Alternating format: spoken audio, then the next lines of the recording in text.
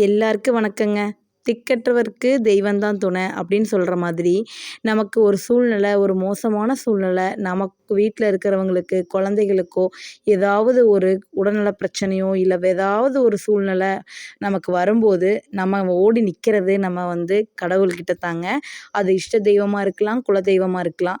எந்த தெய்வமாக இருந்தாலுமே, அந்த நேரத்தில் நமக்கு ஒரு பெரிய ஒரு நம்பிக்கையை கொடுக்கறதே நம்ம தெய்வத்துக்கிட்ட வைக்கிற வேண்டுதல் தாங்க. நம்மனால என்ன முடியுதோ அத வேண்டிட்டு, அது கடவுள் அத நிறைவேத்தி குடுத்த உடனே அந்த வேண்டுதல போய் செலுத்துறம்போது இருக்கிற ஒரு மன நிம்மதி வேற எதுலயுமே கிடைக்காது. அப்படிதான் தம்பி கீழ விழுந்து ஃப்ராக்சர் ஆனப்போ நானும் எங்க வீட்ல அவங்களும் ரொம்ப பயந்துட்டோம்.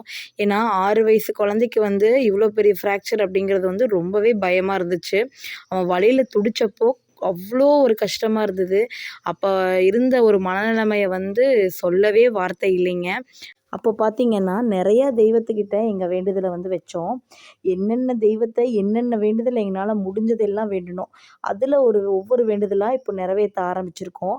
அதில் முதல் வேண்டுதல்லாம் மாசாணி அம்மனுக்கு எங்க ஹஸ்பண்ட் மொட்டை போடுறேன்னு வேண்டிக்கிட்டாங்க. அவங்க மாலை வாங்கி போடுறேன்னு நான் வேண்டிக்கிட்டேன். அதனால 2 பேரும் இன்னைக்கு அந்த வேண்டுதல நிறைவேத்திரலாம் அப்படின்னு சொல்லிட்டு, திடீர்னு பிளானா தான் மாசாணி அம்மன் கோயிலுக்கு கிளம்புனோங்க. இப்போ தம்பிக்கு கை நல்லாவே ரெக்கவர் ஆயிட்டான். அதனால நாங்க போய் இந்த வேண்டுதல் நிறைவேத்திட்டு வரலாம் அப்படின்னு சொல்லிட்டு கோயிலுக்கு போனோங்க. பூ மார்க்கெட் போய் தான் மாலை வாங்கிட்டு போனோம். போற வழியில ஈச்சனாரி விநாயகர் கோயில் போய் சாமி கும்பிட்டு போனோம். இங்க கோயம்புத்தூர்ல இருக்கிறவங்களுக்கு தெரியும். ஃபேமஸான விநாயகர் கோயிலுங்க ஈச்சனாரியில. அத கும்பிட்டுட்டு அப்படியே நாங்க பொள்ளாச்சி ஆனமலை போயிட்டோங்க. ஒவ்வொருத்தருக்கு ஒவ்வொரு கோயில் போகும்போது ஒவ்வொரு விதமான உணர்வு இருக்கும். எனக்கு எந்த முருகர் கோயில் போனாலும் அழுகை வரும். அதை தவிர குலதெய்வ கோயில் போனாலுமே அழுகுவேன்.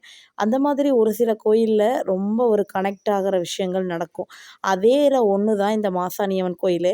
மாசாணியம்மன் கோயில்ல அந்த சாமி கிட்ட போய் சாமி கும்பிடும்போது அப்படியே உடம்புல ஒரு படபடப்பு, அப்படியே கண்ணில் இருந்து கண்ணீர் தார தாரையாக வருங்க. ஏன் அப்படின்னு எனக்கு இது வரைக்கும் தெரியாது. நான் நிறையா டைம் மாசாணியம்மன் கோயில் போயிருக்கேன். போகிறப்ப எல்லாமே எனக்கு இது நடந்திருக்குதுங்க. மாசாணியம்மன் கோயிலில் நிறைய வேண்டுதல் முறைகள் இருக்குது. நடுக்கல்ல மிளகாய் அரைச்சி பூசி நம்ம வேண்டுதல் பண்ணுறது, அப்புறம் சாமிக்கு புடவை சாத்தி வேண்டுதல் பண்ணுறது, அப்புறம் சாமிக்கு நம்ம வேண்டுதலை லெட்டராக எழுதி கொடுத்து வேண்டுதல் பண்ணுறது, இந்த மாதிரி நிறையா வேண்டுதல் இருக்குது. எந்த வகையாக வேண்டுதல் வச்சாலும் மாசாணியம்மன் நிச்சயமாக நம்ம வேண்டுதலை நிறைவேற்றி கொடுப்பாங்க. எனக்கே ஒரு 2, 3 விஷயங்கள் மாசாணியம்மன் கோயிலில் வேண்டுதல் வச்சு நிறைவேறி இருக்குது. ரொம்ப ரொம்ப சக்தி வாய்ந்த தெய்வங்க.